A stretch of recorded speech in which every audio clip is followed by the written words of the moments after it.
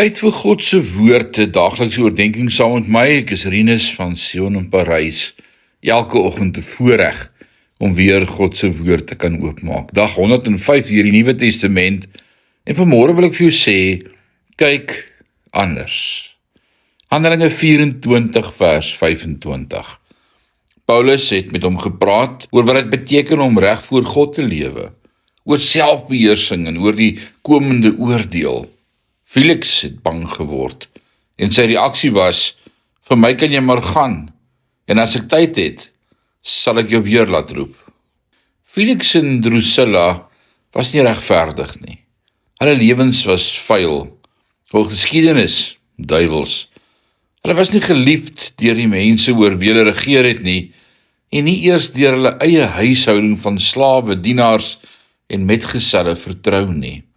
Maar Paulus moes vir hulle gesê het, dat as iemand in Christus is, hy 'n nuwe skepsel is. Ou dinge gaan verby, alle dinge word nuut. Felix, Drusilla, jy kan 'n nuwe begin hê. Jy kan regverdig word in Christus Jesus, moes Paulus gesê het.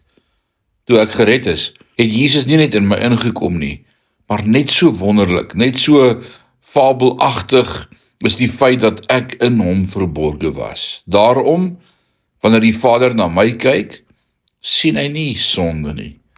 Hy sien Jesus. Wanneer 'n gelowige uiteindelik hierdie konsep verstaan, hoe sy wandel sal verander. Hy sal nie meer dink, God sal nie na my luister of goedhartig teenoor my wees nie, want ek is so idioot. Nee, hy sal sê, wanneer God na my kyk, sien hy nie my sonde nie. Hy sien sy seun. En mag hierdie waarheid vandag vir my en vir jou opnuut 'n realiteit word.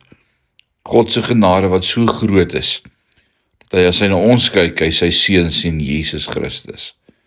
Mag die Here jou daarmee bless in hierdie dag. Amen.